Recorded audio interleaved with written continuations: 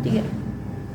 Assalamualaikum warahmatullahi wabarakatuh. Perkenalkan, nama saya Natifah Zahra, biasa dipanggil kelas 4 SDIT Alif Madinah.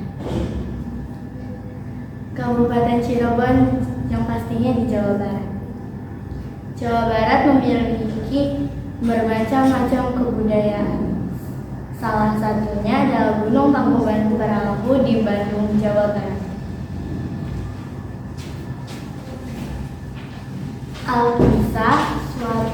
Alkisah, ada sepasang dewa dewi di Kaiman yang berbuat kesalahan. Maka oleh sang Hyang Tunggal mereka dikutuk turun ke bumi dalam bentuk hewan.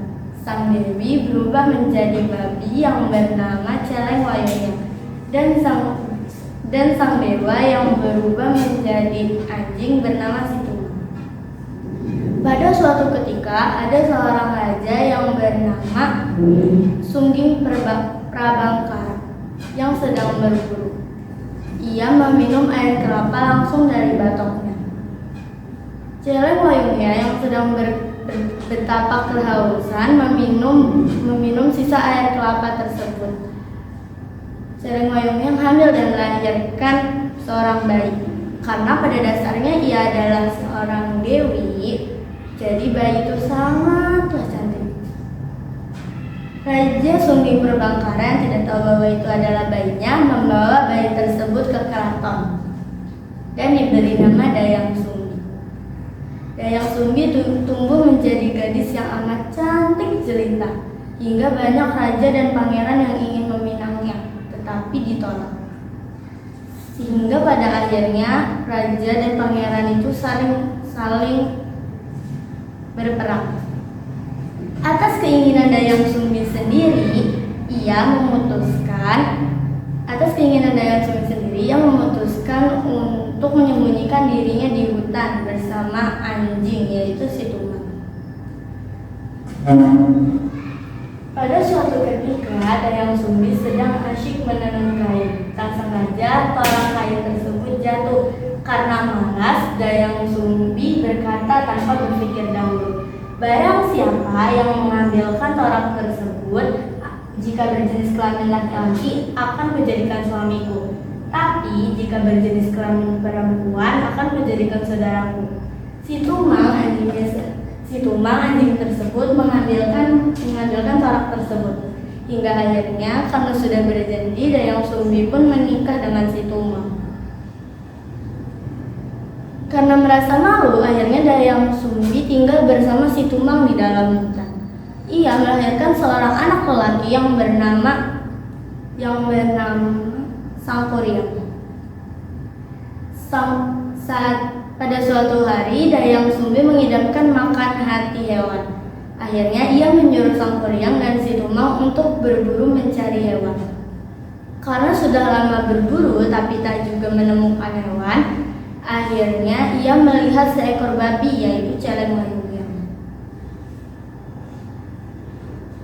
Saat itu Sangkuriang berkata kepada Situmang untuk mengajar babi tersebut. Karena Situmang tahu bahwa babi tersebut adalah nenek dari Sangkuriang sendiri, maka ia menolak untuk mengejar babi tersebut. Sangkuriang merasa marah dan menakut-nakuti Situmang dengan anak panah. Tak sengaja anak panah itu terlepas dan membunuh Situmang. Karena belum mendapatkan hewan buruan juga, akhirnya Sangkuriang menyembelih Situmang dan mengambil hatinya diberikan kepada Dayang Sumbi. Dayang Sumbi yang tidak tahu bahwa itu adalah hati Situmang memakan hati tersebut. Setelah tahu bahwa itu adalah hati Situmang, Dayang Sumbi pun marah dan memukul kepala Sangkuriang dengan sendok yang terbuat dari batok kelapa.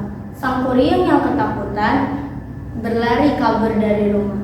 Karena merasa menyesal telah memarahi Sangkuriang, Dayang Sumbi pun mencari Sangkuriang ke sekeliling hutan. Karena tak ujung ketemu, akhirnya Dayang Sumbi meminta kepada kepada Sang Hyang Tunggal untuk kelak dipertemukan kembali dengan anaknya. Sang Kuryang yang kabur dari rumah akhirnya banyak berguru ke para petapa sakti. Sehingga kini Sang Kuryang bukan bocah lagi, tetapi sudah menjadi kesatria yang tampan. Setelah lama berjalan ke arah timur, akhirnya ia kembali ke arah barat dan menemukan Dayang Sumbi. Dayang Sumbi yang tetap menjadi awet muda karena melakukan petapa dengan hanya memakan sayur-sayuran mentah, dia tetap menjadi muda. Jadi Sang Kuryang tidak tahu bahwa itu adalah ibunya sendiri, dan Sang Kuryang mencintai Dayang Sumbi.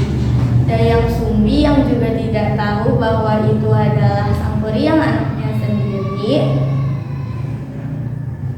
mencintai Sang Kuryang. Hingga pada suatu hari ketika Dayang Sumbi sedang menyisir rambut Sang Kuryang, ia menemukan bekas luka pukulan sendok saat Dayang Sumbi memarahi Sang Kuryang.